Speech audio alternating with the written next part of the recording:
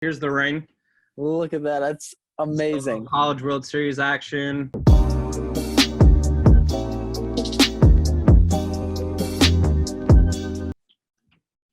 And what's good? This is Out on a Limb, a podcast hosted by me, Adam Michalesko. Today is a really cool episode. I got Mitch Gerber in the building. Mitch, how are you doing? What's up? I'm great. I'm fantastic. Can't complain. It's a beautiful Friday in State College. Well, I think it's supposed to actually snow here shortly, so I guess I did hear it's supposed to snow, but it's sunny at my place. So good. I'm only 2 hours down the road. But so Mitch is a features content specialist / on air for Penn State. We'll get right into that shortly. It's a big title. It's really cool. But before we dive into anything, this is kind of how I start my podcast. Like, what's your song of the day? What are you vibing to? Oh, song of the day, man. I'm actually a big religious kind of music on Fridays for some reason. So every time New Music Friday happens, I always kind of dive into the Christian side of things for some reason right away. But not necessarily a new song, but one that I've loved lately is My Testimony by Elevation Worship, which is really cool. Weird. Otherwise, I'd probably say Feel Good by Millennium is always my go-to Friday jam. Hey, I love it. The song I've been vibing to was I don't know if you know this guy. He's kind of like an up and comer. He's 21 years old. His name's Token, and he has a song called Household Name, and it's just how he wants to grow into it. Like a household name, cool. It's pretty neat. But yeah. So how's quarantine life? What have you been up to? Man, it's good. I think everybody's ready for this to be over and ready to get back to life as it is normally. But obviously, there's bigger issues out there right now with a lot of people around the country and around the world that it's impacting. So it's good. Getting through it. We're doing some different things as far as creative concepts go and interviews and all that kind of stuff. But also, aside from that, this has been probably one of the weirdest times for me because I have weekends, which is bizarre. Yeah. So having to put it in park on Saturday or Sunday just to kind of sit there and watch TV. If you ask people around the sports world, they'll be like, no, Mitch doesn't watch movies or TV shows or any of that stuff. It's just never been me. So it's weird to sit there and watch a TV show on a Saturday afternoon or play a video game. I fired up my Xbox 360 that's right over there for the first time in years. Obviously, the 360 is basically as old as it gets right now. So yeah, for real. It's been good, man. Definitely ready to get back to the gym life, get back to work life, all that stuff, as is everybody. So hopefully it's sooner rather than later, but I hope everybody continues to be safe out there too.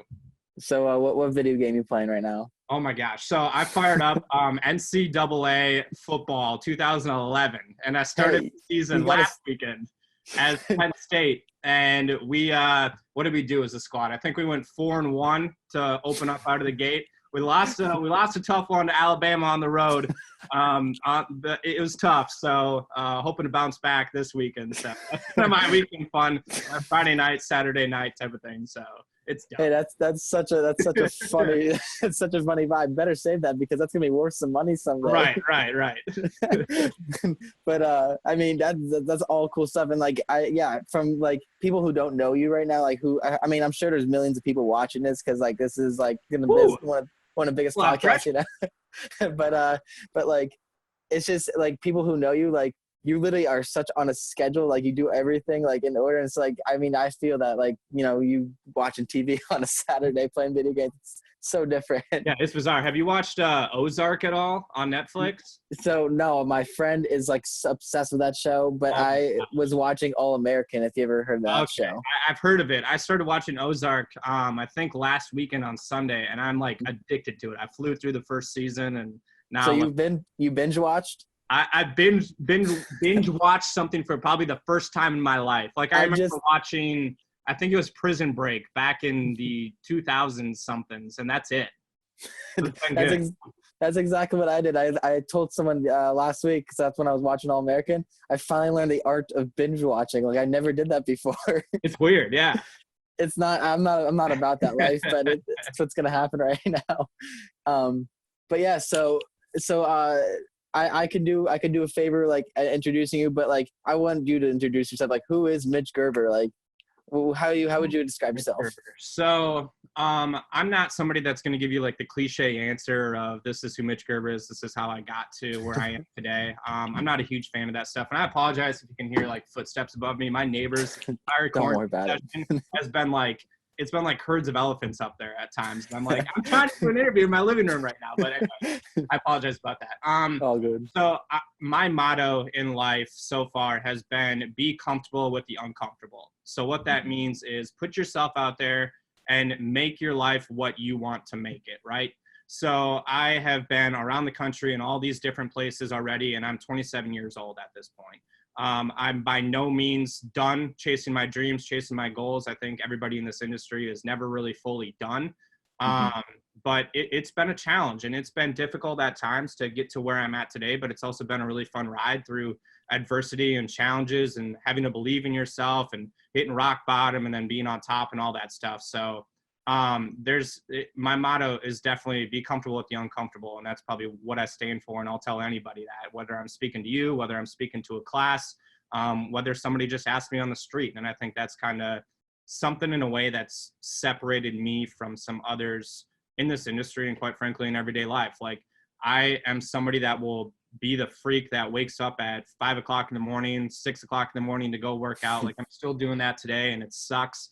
But it's those little things that you can get an edge on some other people, whether that's a stock market person, whether that's somebody in this industry, whether it's the janitor, like anybody. Like the quicker you jump on your day, and I think we've talked about this before when you shadowed me one day, it's just getting that edge. How can you get that edge? So be comfortable with the uncomfortable is kind of who Mitch Gerber is.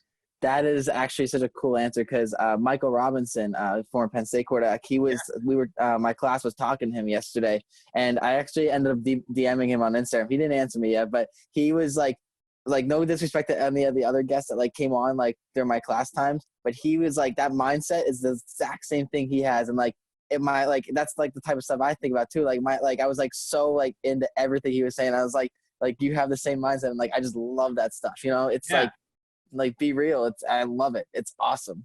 But so you've kind of had like a pretty cool path so far. Correct me if I'm wrong. When you so you went to the University of Iowa. Iowa State University. Yeah, I'm sorry. Iowa State. I have it right here. University of Iowa is like our rival. We don't. I can't say that. What did I say? I'll cut that out. Cut the clip. But so like after you graduated, correct me if I'm wrong. You kind of had like a little period where like you were like kind of trying to find a job, correct? So this is super bizarre. I graduated and I was actually playing club baseball for Iowa State University, and we made it to the College World Series for the club level. Oh, no way. That was the same time that graduation was happening. So it's funny that all these people that are seniors and graduating right now and looking for jobs and all that stuff, like, unfortunately, you're not getting to have that graduation ceremony and stuff, right? But looking back on everything, we didn't as a team go to graduation. We didn't go to the commencement ceremony and all that stuff. We brought our cap and gowns with us because we were playing in the World Series in like, I think it was Topeka, Kansas, or somewhere in the middle of nowhere. Oh, right? shit. And we ended up knocking a couple of the top teams out of that tournament, which was a lot of fun and memories that I'll never forget. And then before that, I had committed to basically getting a job with the American Junior Golf Association in Atlanta, Georgia. They're one of the top junior golf associations around the world and around the country that put on all these different golf tournaments for up-and-coming stars in the golf world. Well, I got there, and it wasn't something that I enjoyed doing. It was marking golf courses, making scorecards, doing a couple of video things. Now, I found myself sitting in the room, and I was like, this is not what I want to do right now. Like, I know that for a fact. And so I remember calling my dad. It was like Tuesday night in the hotel because we're all staying in hotels for the first week. And I was like, Dad, like this is not for me. Like we gotta do something like about this. And so he's like, yeah, like I get it. Like you should probably like think about it, suck it up kind of thing or whatever. Right. And I love my parents. I love my parents to death. And so I remember calling him on like Thursday and I was like, hey, I just spoke to the head person. Like, I'm out of here. I'm coming home. And I had nothing else lined up at that point. Right. And looking back, it was probably one of the dumbest things ever, but it was like being comfortable with the uncomfortable, knowing It's a that blessing in disguise. right. So at that point, I met up with our baseball team at the World Series because I had missed the first game because of that job. And so a little bit of it was like, oh man, like I wish I could be playing baseball right now. And I remember I got back with the team, and the first game, I think we were playing Iowa or something like that in the World Series. And they put me back in the lineup right away because before all that, I was batting like 400, driving runs in, all this stuff, right?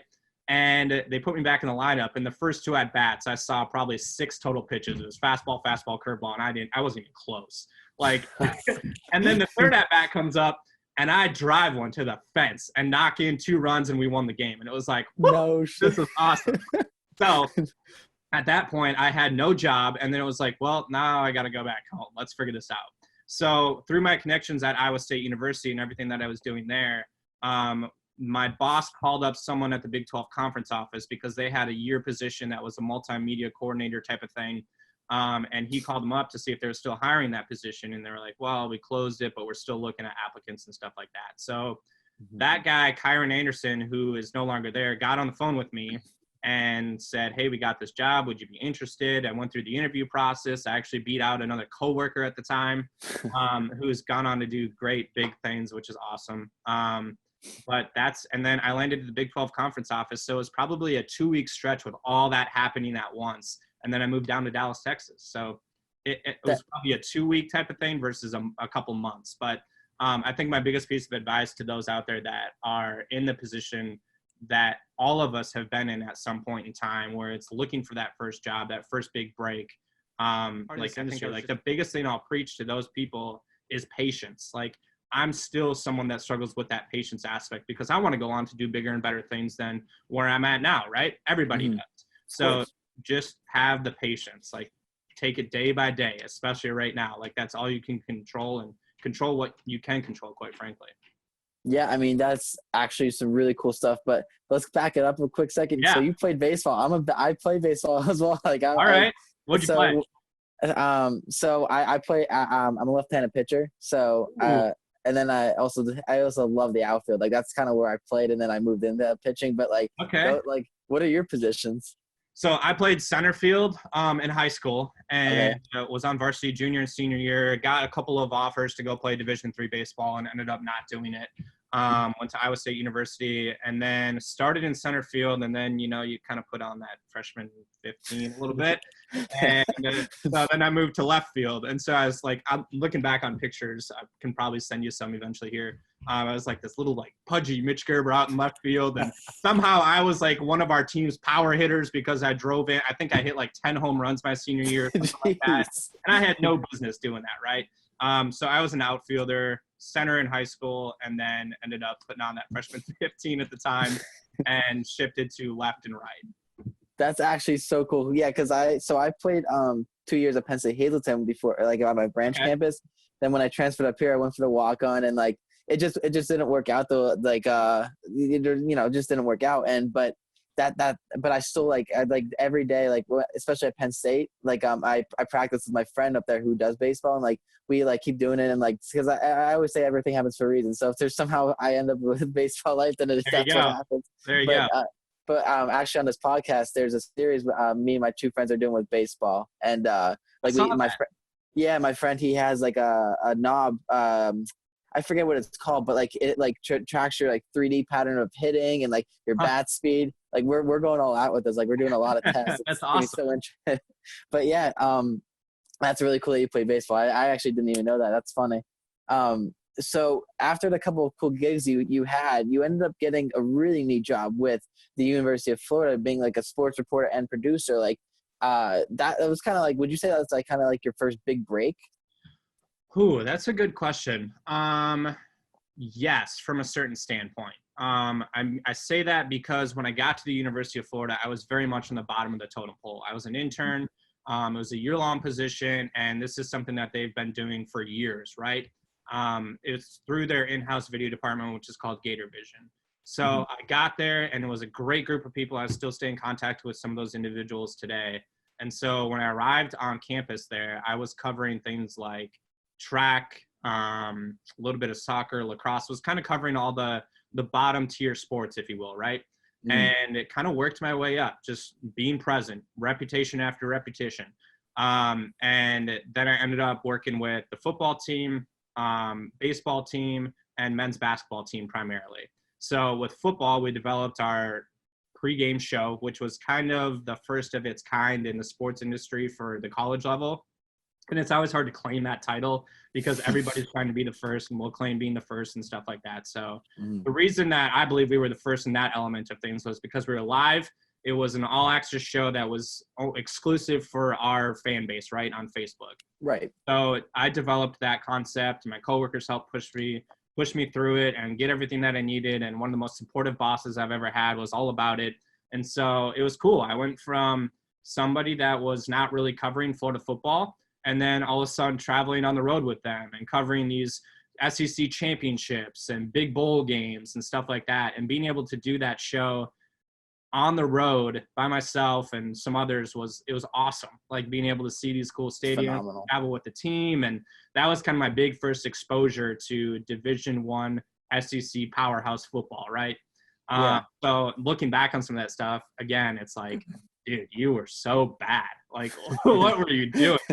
But I think I'll look back on stuff at Penn State in 5 years from now and be like, holy cow, you were terrible. But that's just part of the process. Like, it's patience and developing that repetition after repetition. So it's fun. And I think University of Florida was probably my big break from that aspect of things, just being able to try new things and fail and try again and fail again. So that's kind of that. And then I was able to cover the College World Series that Florida won out in Omaha, which was a lot of fun. And then like little tokens of appreciation that you'll get in this industry along the way. Like I have a World Series ring from that experience. No way. It was awesome. And being a big baseball guy myself, it was like, this is the peak of college baseball, right? So being out in the dog pile with the camera, shooting a celebration with fireworks going off in the background and stuff like that, like those are experiences that you work so hard towards and you'll never forget. And working countless hours after that in the hotel while everybody else is celebrating around you, you're cranking away on the laptop trying to get content out, and it just never ends. But it's those moments that you'll never forget. And then basketball, Chris Chio's I'll never forget. It was the Elite Eight that Florida ended up going to, and they were kind of a surprise team at the time. And he hit the half-court shot against Wisconsin, and it was like everybody was just going nuts, right? And I was on campus for that, and it was like, how do we cover this on campus right now? So took a camera, went out in the street, like people are going crazy around the bars and all this stuff. And so we ended up not being able to use any of it because of some compliance stuff and sponsors and all that. But it was really cool. So I would say Florida was kind of my first break in being able to try things and fail at it. So that's so cool. Do you actually? You should wear the ring around Penn State. I mean, I'm no we judging. You want to see the ring? Yeah. Do you have it? Look at it. All right, pause. 5 hours later. All right, so I actually haven't broke this baby out in a long time, but here's the ring. Look at that. That's amazing. So, College World Series action. I think my name's on the side of it right there. But yeah, No way. this is just one of those cool tokens of appreciation that you don't get for every experience, but it's one of those things like I'll hold on to this forever. So it's cool. You better not be selling that anytime soon. No. I'm sure that's worth a lot of money. But so would you so you kind of explained like how you got into that role. So like were you nervous at all like during all that? Because yeah, because I'm sure like how do you like think of so many like there's like innovative like things of like to cover, you know, like when you said like you were on campus like during that, like how could you cover all that? Like how's the like the creative process working for you? Like what do you kind of like think about? Yeah, so I think when it came to that pregame show, right? I was somebody that was like, there's just something missing here. Like there's something that our fans are not seeing, that for those people who can't be here because it's a sold out crowd or they're in a different country or a different state that just doesn't allow them to be there that day. What can we provide for them to be able to show that? And I think one of the big arguments was, well, that's going to take away from our game day experiences and people aren't going to show up because they're just going to be able to watch it. My argument was, look at all these other people that are not able to be here right now, right?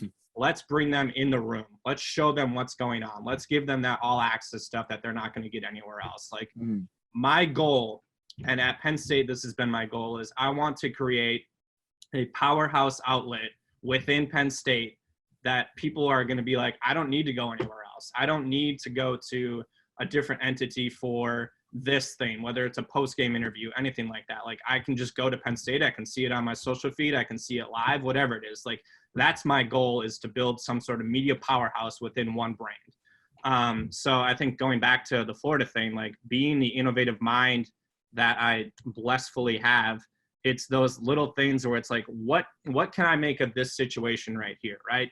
So what can I pick up that's going to be different, that's going to allow people to have a cool experience? And because ultimately we're doing this for the student athletes, recruits, and fans. So how can you drive all three of those? Well, if a recruit's not able to be around, but they're up at a visit at South Carolina, this is like a side story. I'll tell you this right now. So I remember we were playing, who were we playing at home?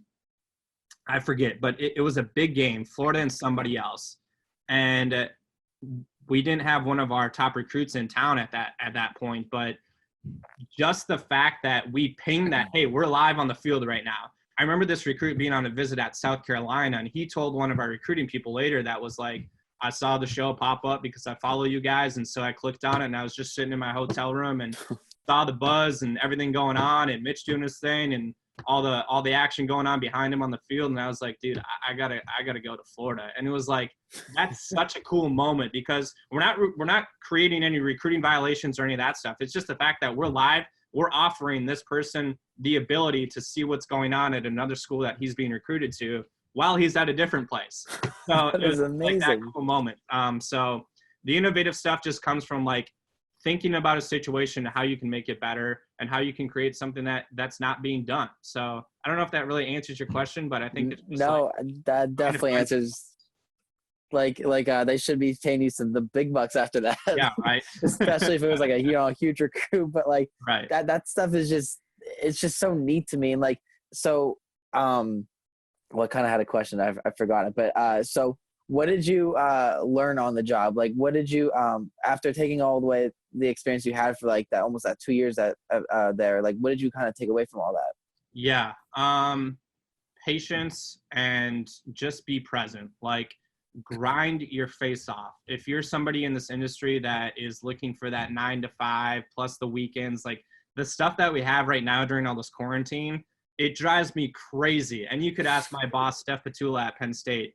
I remember sitting in a meeting when all this stuff went down for the very first time, when we had just gotten back from Indianapolis with the men's basketball team. And we sat down in a room and we're like, what are some of your concerns about what's going to happen here in the future? And obviously you're fearful of your job. You're fearful that your family's going to get sick, all this stuff. Mm-hmm. And it came around to me and I was like, I don't know what I'm going to do. Like, I'm so used to going full speed all the time, 7 days a week, 24 hours a day. Like, I hardly sleep during the season because it's like 3 or 4 hours of sleep is good enough. On to the next thing, right? Mm-hmm. So one of my biggest fears with all this quarantine stuff was like, how am I going to stay active? Like, how am I going to continue to do what I love and stuff like that? So that's been one of the biggest challenges so far. But I think going back to your question about what I learned at Florida from all that stuff is just patience, learning how to be patient, that I'm not going to be on SportsCenter tomorrow. Like, it's a very, very difficult field. And the pressure is always on when you're one of the faces of an organization or a brand or whatever it is. So there are times that you can have your fun and you can be with your friends and stuff like that, but it's also like you could spin something completely the wrong way and suddenly my face could be out there and it could be taken the wrong way. I remember when I was at the University of Florida, there was a time when I was still dumb, 22 at that point, I think 23.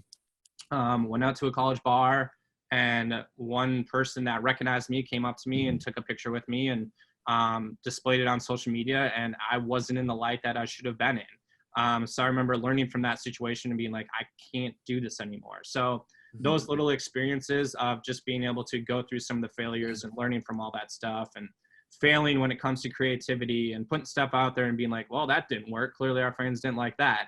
Let's go on to the next thing, right? So just learning all that stuff and continuing to try and fail was probably the biggest thing that I learned from Florida. And then relationships, like learning how to connect with an athlete and then 4 minutes later go connect with a coach. And then 2 minutes later, you got a fan up in the student section that wants to talk to you for a couple of minutes. So it's all that stuff, learning how to connect with different people, and probably like the work ethic, the patience, connections, and all that stuff was definitely a lot that I learned at the University of Florida. Yeah, it's actually cool that you said all that. You hit on a point that I was going to think about later with the whole bar story, like how because I remember you told me that, and I thought that was so interesting. Yeah. But I always like to say respect is key. Like you always show respect, no matter if they don't show respect to you. I mean, you still kind of show respect, and because that goes a long way, because you never know who you're talking to at that point. Right. But and then so this is a kind of question I didn't write this in like our little episode list, but so like what like because you give it interviews, right? And then like I'm giving a podcast where like you can go more in depth of stuff. So like when you're doing like that those like 2 5-minute interviews, like what like how do you focus on like the main points compared to like a podcast where like you kind of can just explore yourself, Yeah, I think when you're going into an interview, you're very much looking for what the topic is at that time. So for example, today I'm interviewing Sam Ficken at 10:30 is on my calendar. So Sam Ficken is obviously a big Penn State icon. Everybody knows about the moments that he had here at Penn State. So it's how do you celebrate those moments, and how do you talk about what Penn State means to him, and explore some of those answers and stuff like that. So you're very much, based off of the research that you do, which I encourage everybody to do if you're in this industry, spend a couple of minutes on your interview subject and just get to know them a little bit. Even if it's just the fact that they're from Tampa, Florida, or somewhere like that, like wherever they're from, that's a talking point just to be able to connect with these people before you even start the interview. So that's probably the separation of an interview. And then when it comes to like a podcast like this, like we have the Unraveled podcast for Penn State football. It's how do you go more in depth with that subject or those subjects to be able to have fans connect with them on a different level. So what I mean by that is get to know these people outside of the helmet. Like Coach Franklin will say all the time, like we got to get to be able to know these people outside of just the helmet, because a lot of times people just show up to Beaver Stadium on any given Saturday. They see a number and they see somebody in a helmet, and that's how they associate with them, right? But if these fans are able to know these players more than just football, it's awesome. Like I remember sitting there with Sean Clifford and KJ Hamler during the season last year, right? 2 of the biggest names at Penn State and Penn State football. But being able to connect with these dudes and just talk about life, like it was so cool in the midst of the season. Michigan was about to come into town. There was a lot of momentum around the program, and just sitting there talking with them about like, I remember Sean Clifford, I asked him the question. I was like, at what point did you realize like you're kind of a big deal now, right? Like your name and your face is out there all the time. And he was like, I remember sitting on the airplane when we were coming back from, I think we were playing at Iowa the week before, whatever it was. And my face popped up on the screen on the back of the TV, right, on the plane. And it was a promo for next week's whiteout game. And it was me and one of the Michigan players.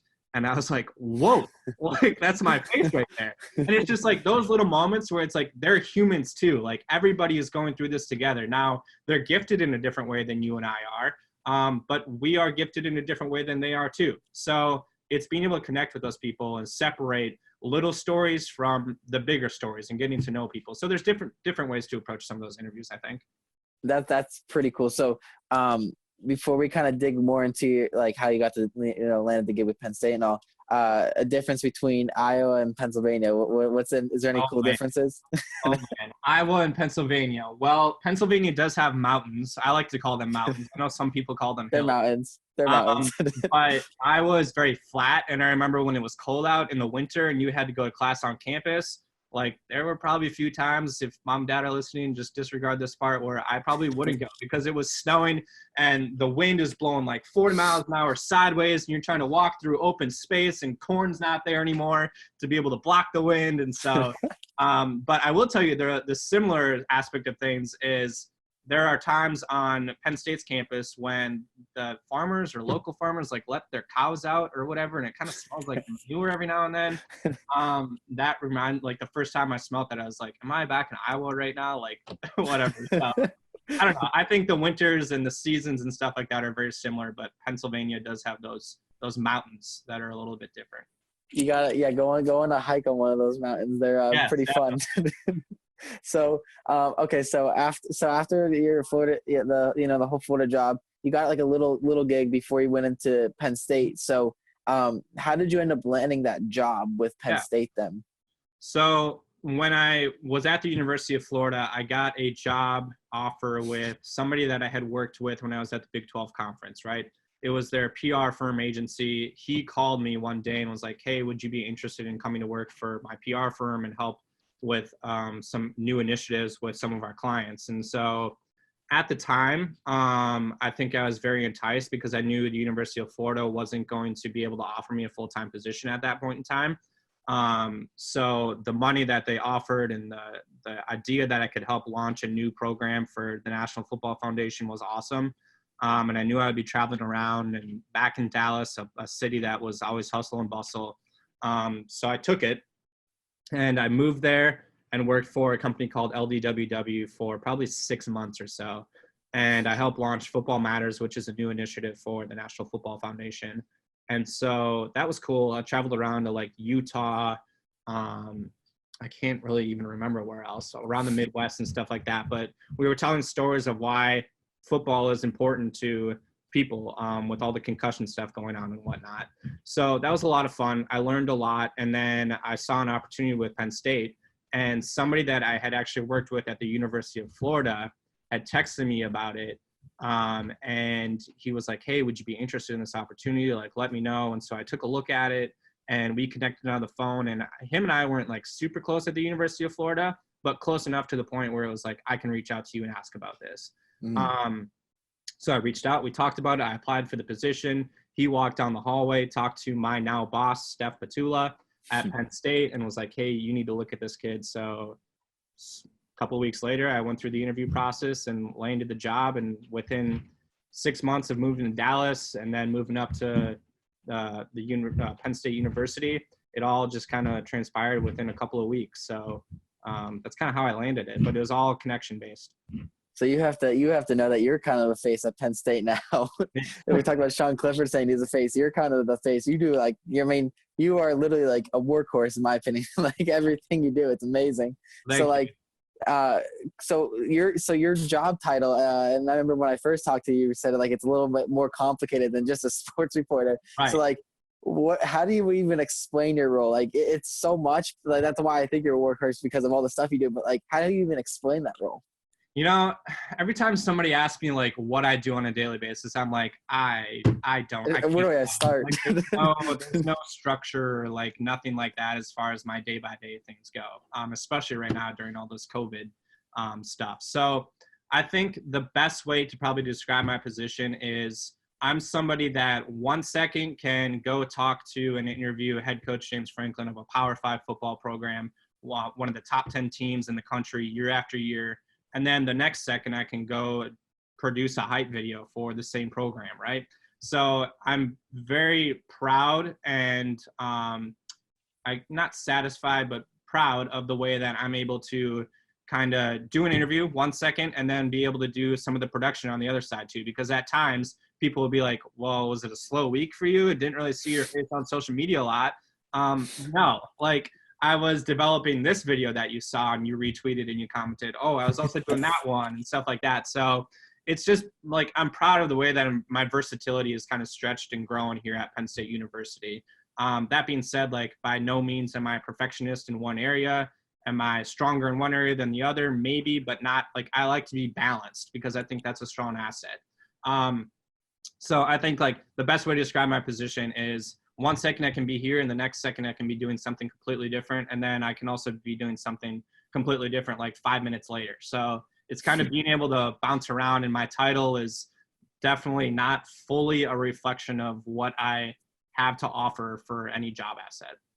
And you kind of hit on it a little earlier, but like, how hard is it to do your job during quarantine? Because I'm sure you have to be extra creative at this point. Yeah, it's actually, I was talking to somebody about this yesterday on the phone, and he was like, do you find yourself, slower right now or anything like that? And I was like, honestly, I find myself more busy at this point in time than if it were regular at this point, right? Or normal. because we would probably just have lacrosse going on at this point, and they would be probably fighting for a national title or soon to be. But right now it's like, this is one of the only ways that fans, and I say this being social media and creative content, being one of the only ways that fans can know what's going on with Penn State and what's going on with coaches and players and alumni and all this stuff. So it is constantly doing interviews and constantly on FaceTime and phone calls and communicating with people. Like yesterday, I think I sat down for the first time around 9 p.m. and was like, I don't have any more calls today. Like, I can take a breath for a second. What do I do? Right. So it is busy, but it's not my favorite type of busy, if that makes sense. Like, I'd rather be running around from the Bryce Jordan Center over to the Lash Football Complex, talking to somebody over there, then going over to the baseball field and talking to Coop over there, whatever it is. So I'd rather be that type of busy versus just having to be confined to my 4-foot distance here. But it's all good. That is honestly so cool. So like, did you have anything to do with that whole tailgate that is coming up for the blue and white game, virtual one? I will not take credit fully for that or at all. That was marketing, Chris Grassi, PJ Mullen. They took the initiative on that, and I think it's going to be a super cool concept, and it's going to be really cool when they pull that off. And I think it's going to be something that other people will then look at around the country to see how they can do. I remember, who was it on ESPN that did late night with Katie Nolan? Katie Nolan. She did the Zoom thing where they tried to get the most famous person they could in there, right? If you haven't seen that, go check it out. It's really cool. I think that's where the idea stemmed from, and Chris was somebody that kind of came up with that and took it and ran with it. So it's definitely going to be really cool, and I'm excited for Penn State fans to see it. Yeah, that's definitely going to be a pretty interesting thing. I saw it on Bleacher Report, and I was like, whoa, that's interesting. It's innovative. But so how are you able to find time between your job life and personal life? I think I kind of talked to you about that when I first met you, but because that's such a important thing. I feel like, especially if you're getting into this field. Yeah, it's so hard. It's difficult. I think when you get into this industry, you know that you're going to have to give up some stuff, right? So you're going to have to give up going to a friend's wedding, going out to get some drinks and some appetizers with friends on a Friday night, not being able to do something on a Sunday morning because you have to fulfill some stuff from the night before after a game. Little things like that, you're going to have to give up probably for most circumstances and situations, but there's also ways to kind of work around that and balance things out a little bit. So, for example, during the football season, right? It's go 7 days a week all the time. But if you can find 2 hours on a Monday morning to go home and do laundry, catch up on life aspects from that stuff, that's huge. If you can have a family member fly into town to be able to take in a game Friday through Sunday, knowing that they're only going to be able to spend a couple hours with you, it's still cool. As you work your way up, I think some of those situations get less and less because you're doing more and more and more. So every single game day, I'll walk you through, for example, on a Saturday, if the game's at, let's say, noon or 1 o'clock, it's waking up early, going to the stadium or getting a workout in, going to the stadium, and then you're going to see, I'd see my parents probably at team arrival when I'm doing something on the microphone. I'll see them down in the crowd, which is always a really cool moment. And then I'll see them after the game when they're watching the post-game show. And then after that, I got a couple hours of work. I'll come home. My dad's already by that point a little bit sleepy on the couch. And then my mom's awake watching House Hunters or something like that on TV, right? So it's being able to celebrate and spend some of those little moments with people that are important to you. Now that being said, you're also going to have moments where you're like, what am I doing? My friends are out in whatever town, they're in Philadelphia for the weekend. They're having fun. Clearly they're having fun, but I'm sitting here doing work. It's Friday night at 10 o'clock. But I enjoy that stuff. It's not for everybody, but I think you'll find your checks and balances as you go along. Okay, that's pretty cool. So, with traveling this job, I think it's super cool because I think getting paid to travel places is such a neat thing. Where is your favorite place that you traveled to so far? Yeah, traveling's a very interesting topic because I think when people think of travel, right, your average fan or your normal fan or anybody, family members, even friends, they're like, oh, you get to travel with the team and stuff. Well, it's I literally fly to a place with the team, get on the bus, go to the hotel, spend Friday night there, going to some local dinner place. That's like our big thing. Like we always want to try something new.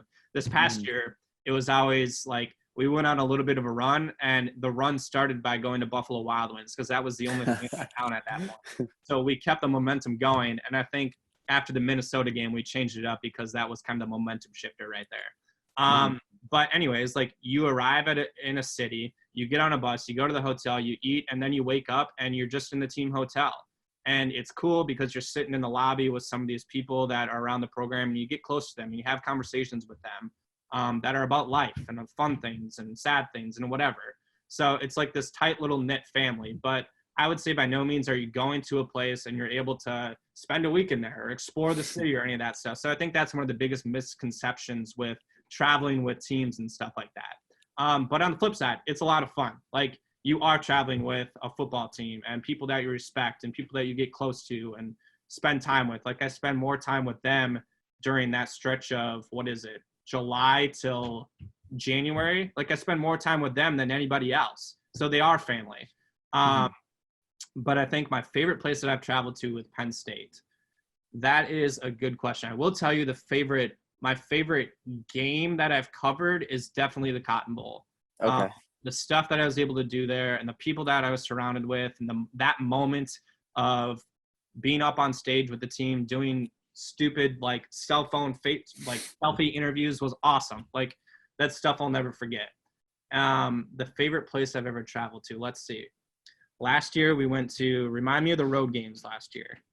We went to, I would say the University of Iowa because I was with a different program than Iowa State University. I had been to that stadium before, but the magnitude of the game, the pressure of the game, the being on the road where everybody just like hates you, right? And in a good way. But everybody just like despises the fact that you're in town, you're a top 25 program, we're going to beat you, we're going to end your season, all this stuff. And I have absolutely no part in the outcome of the game. But just being able to be around that and knowing the work that these guys put in and day out and the program and the coaches and the grind of it all, and then to be able to see them succeed in that type of environment where you can't hear a thing, right?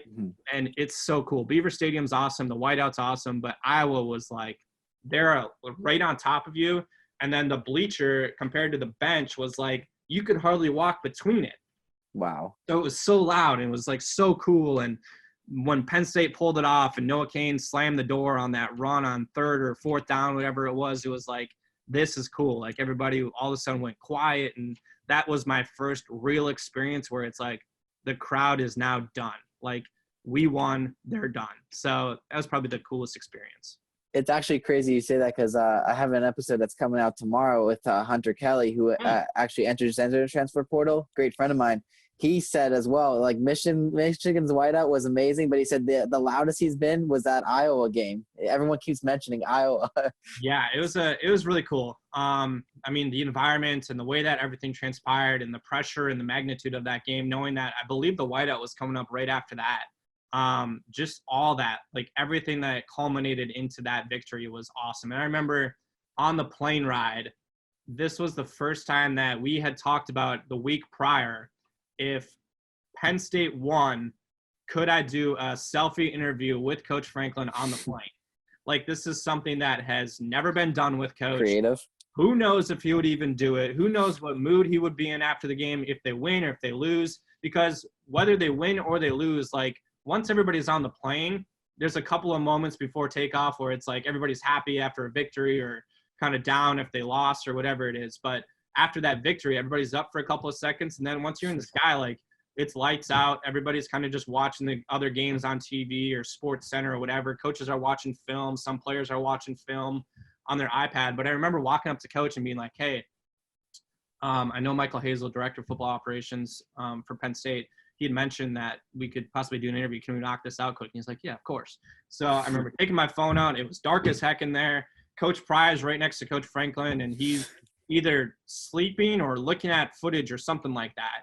And we did like a minute and a half interview where it was just like, what do you take away from this win? Like, what are people talking about that or not talking about that you're proud of with this team? And it's like that little moment of being able to celebrate that victory with coach in that form and fashion, like it was cool. So that's stuff that you're never going to forget.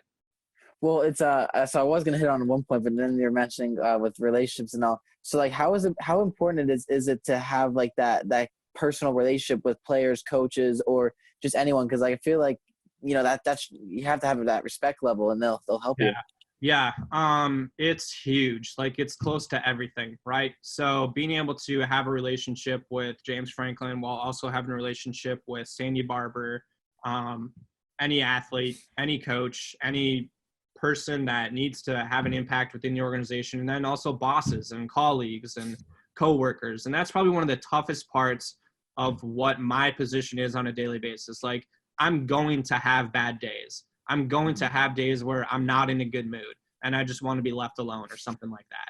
The hardest part of when you are in that position is still being able to put on a positive attitude mindset with a happy face, even though you're not fully present, you're not fully positive that day, whatever it is.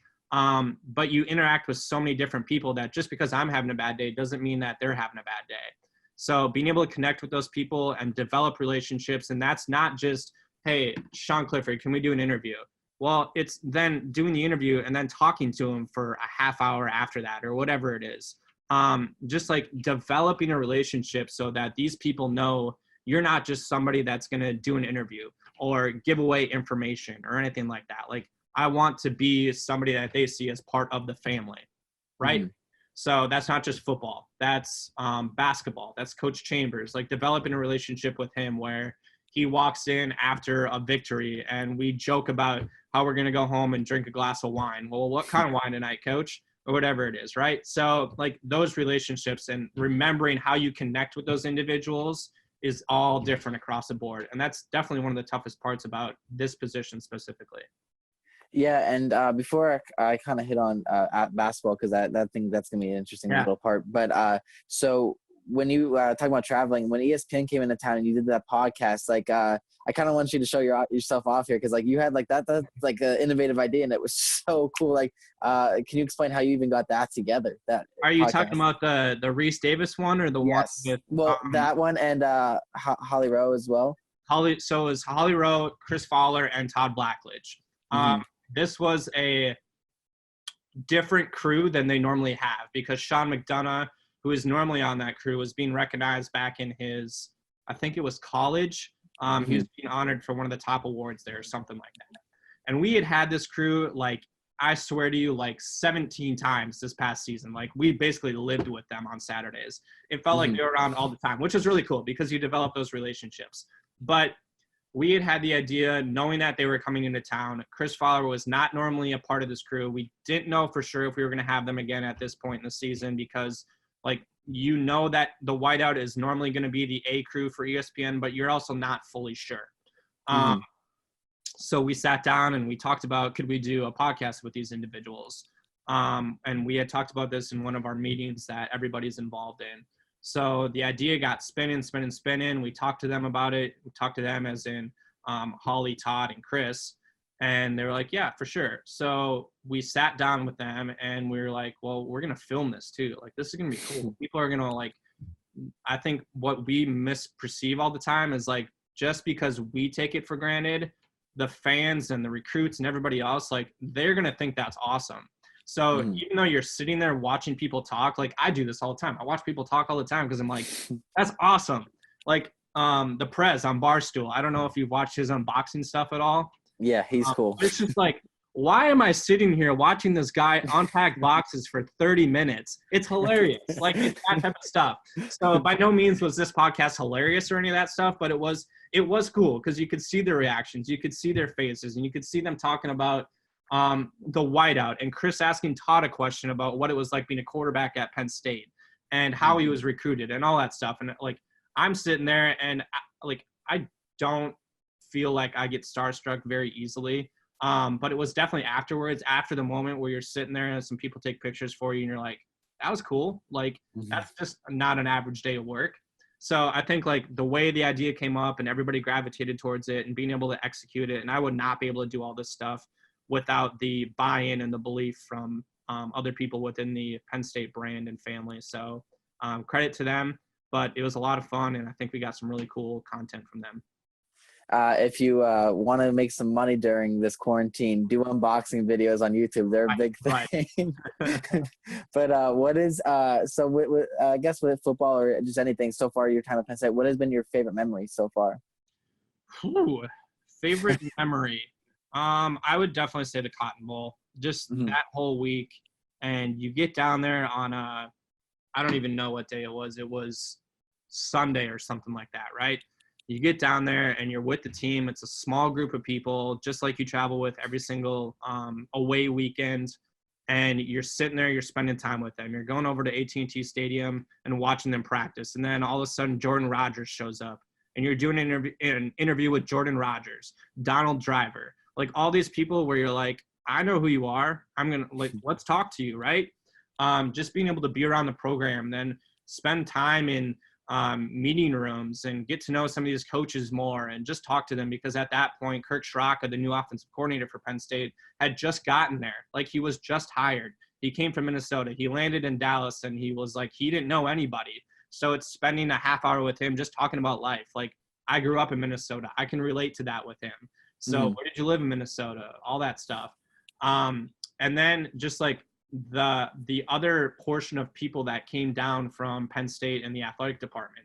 They came down, they spent the rest of the week there. I think it was like 2 days before the game, connecting with them and the team in the team lounge, if you will. Like, there was this big setup, and it was cool, and there was games, and there was candy, and there was massage chairs and all this stuff, and it was really cool. And just sitting in that room, like, not everybody could enter that room because you had to have a credential that allowed you to get in there. Right. And it was like sitting in that room, you could see the relaxation on everybody. And yes, you miss Christmas, but I spent Christmas morning inside AT&T Stadium with Christmas music playing on the video board. That was probably like the toughest point of this past year. That was the first Christmas I spent away from my family. So not being able to spend Christmas morning like you normally do with your loved ones and stuff like that, but you're with a different family. So being able to be with them, and then leading up to the game, like, we got these cowboy boots, which was cool, and just trying on the like, it's all the dumb little things, I'm telling you, that it's just like, you'll never forget those moments. So then when they come game time, just the way that everything transpired, and the score at like touchdown after touchdown, and the heavyweight fight between Penn State and Memphis, and the way that it all came out, and then the trophy celebration, and being in the locker room, and coach giving me a hug and stuff like that. Like, that's all stuff that you will sit there, and life after Penn State, and when you're 70 years old, sitting on the golf course retired, like, that's stuff that you'll be able to talk about with your friends. How big was that stadium? It's huge, dude. And that was not the first time I had been there, but it was the first time for a lot of the Penn State players. And I remember them walking in on the first day, and it was like, they're on there with their phones, and they're like going like this. The scoreboard is huge, and like, it's massive, like massive. That is so cool. I actually saw a football player, or I don't know if it was a football player. It was not Penn State related, but they were playing the video games on the screen at one point. I forget where I saw that, but I just thought that was so cool. Yeah, it's cool. So in terms of how do you remember your lines? Like, when you're like, say you're going with an interview, like, I mean, personally, I asked this in a previous episode with someone else who was in this business as well, but like, how do you remember like going over lines? Like, do you hit on topics, or do you like have like a straight little script? Yeah. After you do it so many times, like rep after rep, and I'm very, very fortunate in that I do get a ton of reps.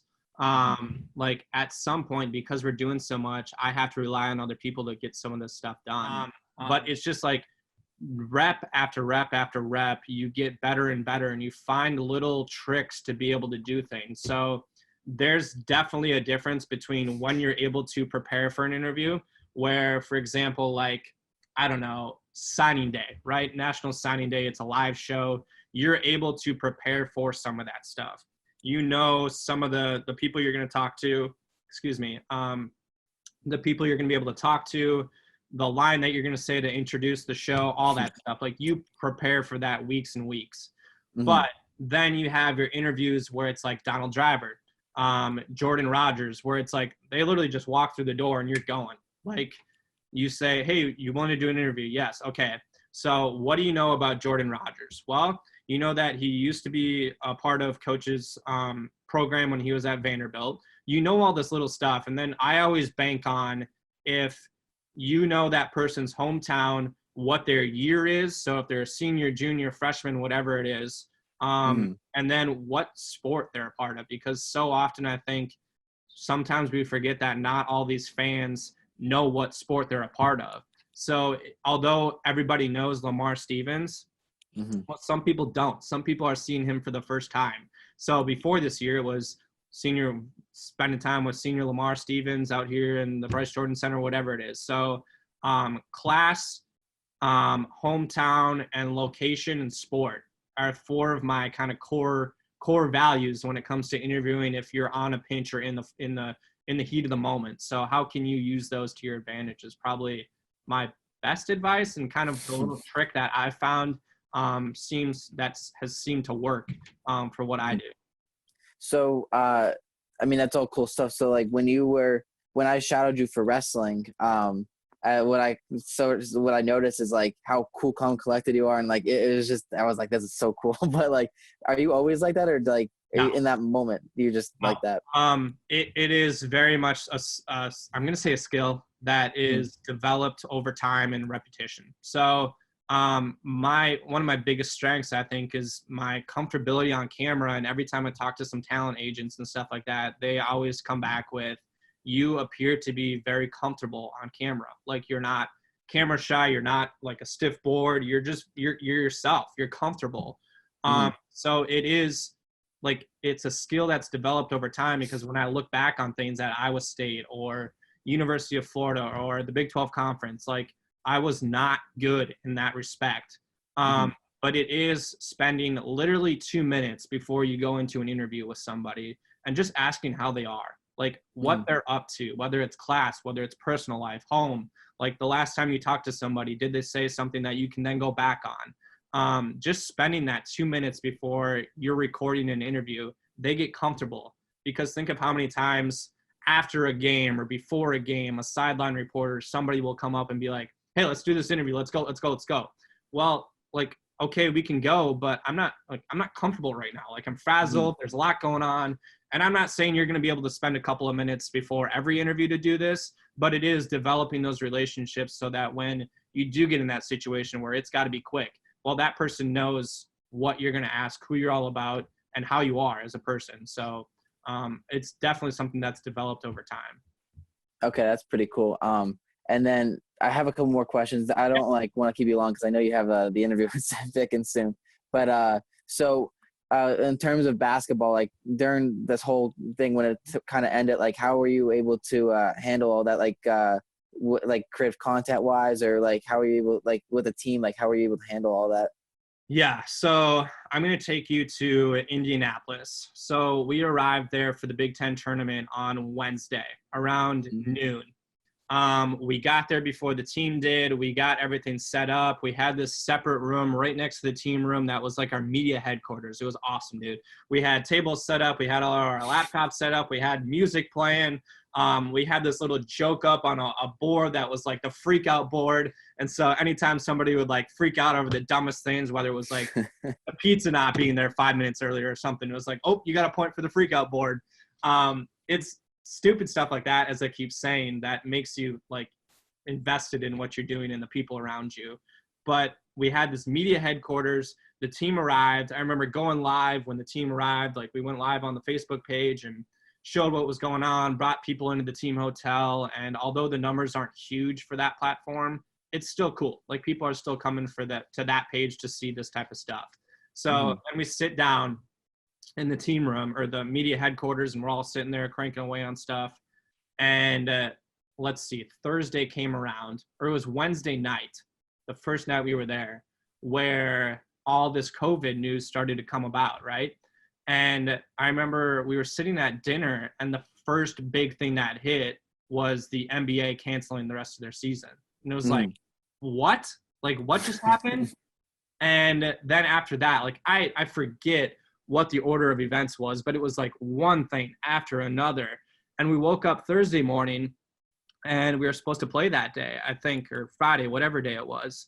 And we went to the arena for a shoot around. Now, the night before that, Fred Hoiberg, who's the head coach of Nebraska, he went to the hospital because people thought he potentially had COVID. And then all of a sudden that sparks pandemic and like all this stuff in the arena. People are freaking out and they're being housed there and the other team's not allowed to go and like all this stuff. And it's like chaos around there, right? So Hoiberg ends up testing negative for it. He just has pneumonia. So then we go to the arena on Thursday morning for shoot around. Everybody's vibing, like the mood's great. Lamar Stevens is pumped up, like he's ready to go. Big Ten tournament about to start for him, senior season. They want to make a statement. Shoot around was great. And then we go back to the hotel. And on the walk from the arena to the hotel, I remember walking out of the arena with Lamar Stevens on a live Instagram feed and continuing that feed with PJ Mullen all the way to the hotel because people were asking questions. They're like, hey, what's the environment like around there? What's the team like today? Show us like, the street, literally like dumb stuff where it's like, yeah, here's the street, here's the hotel, here's the sign, like that says Penn State on it. How cool. People love it. And we ended the live stream. We went up to the media headquarters and we sat there for a couple of hours. And then all of a sudden it was like, boom, Big Ten tournament canceled, ACC tournament canceled, SEC tournament canceled. It's like, wow. And then was it before that or after that, the NCAA tournament announced that they were going to have, it wasn't going to happen. I think it was after. Yeah, me too. I'm not 100% sure. But regardless, all of a sudden it was like we went from playing a game, shoot around, to on a bus home within hours, right? So then we were sitting on that bus ride home and everybody's like, what is going on? Because at that point, it's like now all of a sudden life, like actual real world life comes into effect because there's clearly something going on here. So then you're worrying about your family, girlfriend's family, relatives, all that stuff. And so you're figuring out what comes next. So on that 9-hour bus ride home or whatever it was, I remember we did a podcast. It was me, PJ Mullen, and David Aberzizi, who is our social media coordinator. We sat there and just did a podcast. Like I hooked up our equipment. We had nothing else to do. And we talked for like 3 hours on this podcast just about what happened that day, like within 48 hours. So we made kind of a pact that 5 years from now, we're going to go back and pull that up and listen to it together. So that'll be cool. But then we got home and all of a sudden it was just like, what just happened? Like 48 hours, we went from playing to the first time Penn State was going to play in the NCAA tournament in years to all of a sudden it's just over. And what comes next? So all that stuff happened. But as far as like content goes, creative content for basketball and hoops, I think there was a lot of people in the room that were just invested and ready to bring that program to another level. So it's how do you get that done? How do you come up with content plans and all that stuff? So it was really cool. And we definitely had the right people in the room to execute stuff at a high level. And then to have all that taken away from us and the team, which I feel terrible for, it was tough. And that's stuff that you're never going to get back. Yeah, and I would love to ask you some more questions, but like I'm only going to focus on 2 more just because of time limit. But so with your goal, like with all this, like what is your end goal? I don't call it dreams. I always call them goals because like I know anyone can achieve these things. So like what is your big goal like that you want to do with this? I really am striving for the professional level. So whether that be the NFL, NBA, MLB, whatever it is, I want to be almost what I'm doing at Penn State, but for a professional team and be able to focus on one sport, one brand, one company and organization, if you will. I want to be able to be that inside source for people while coming up with creative content and allow them in the room for things that we're doing here at Penn State, whether that be a post-game show, whether that be a relationship that I end up connecting with the head coach or a starting quarterback or the starting center fielder, whoever it is. Like I find so much drive and passion and energy and adrenaline for that type of position. Now, if that ends up working towards being a host on the NFL Network or Reese Davis on College Game Day, like you bet, that would be awesome.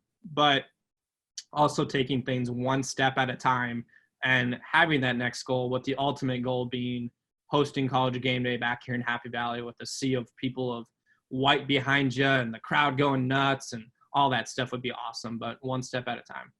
That'd be such a cool story for you to come back and do that. Is there any advice for anyone trying to get into this business that you're in? Is there any advice that you can quick give? Yeah. I think just like I talked about in the beginning, stay patient, stay driven, and just be present. Stay patient with the aspect that nothing you do job-wise and what comes next is going to happen on our terms or our watch, right? I wish that there could be that next opportunity out there where I'm hosting Sports Center tomorrow. It's not going to happen that way. Like, you got to stay patient and understand that you're going to fail. You're going to have high points. You're going to have very, very low points. But getting through all that stuff with your core people and yourself, quite frankly, like, that's what separates people in this industry, because some people can take it and some people would rather have that 9-to-5 life where they're comfortable and can go out with friends on a Friday night or Saturday night. That's the patience aspect of things. Being willing to make yourself uncomfortable or comfortable with the uncomfortable is huge. Like, be willing to fail. Be willing to put yourself out there. Be willing to move across the country away from everybody else where you have no idea who anybody is, right? All of a sudden you develop those relationships, your network grows and all that stuff. So be comfortable with the uncomfortable, patience, and then just keep that drive, man. Like, keep driving every single day. Keep pushing, be present around opportunities that you're given. Ask if you can be around some of those opportunities. Like, I remember you asking, like, hey, can I come to, like, the wrestling media availability? Sure. Like, if you really want to, well, you're just present right there, right? So then you say, all right, what comes next? Like, what other opportunity can I be present at? I remember you being around men's basketball games where you were around some of the in-arena hosts and stuff like that. Like, just make yourself present so people make a face to who you are. Because if you're just around once, they're not going to take note of you in a certain way that somebody else takes note of whoever is around for multiple days. So that's probably my biggest advice, but be patient, be present, and then be comfortable with that uncomfortable feeling. That's so cool. Is there anything you want to quick add before we end this? I think that's it. Do you have any other questions? I mean, yeah, I do, but that's for a different day. But before I leave this, plug yourself. Like, where can people follow you? At Mitch Gerber on Twitter, at Mitch_Gerber on Instagram. Sorry for the confusion. We just got that changed on Twitter and Instagram, so sorry about that. Those are probably the two biggest ones: Snapchat, Instagram. Trying to get on that TikTok grind. Twitter is my biggest platform and kind of where you can reach me as far as Penn State side of things goes, but personal side where you can see some more of my life and everyday routine is definitely Instagram. Yeah, I'll put your stuff in the description as well. So we just went out on a limb. Now you grab a branch, be different, or just be yourself. Peace. Appreciate you, man.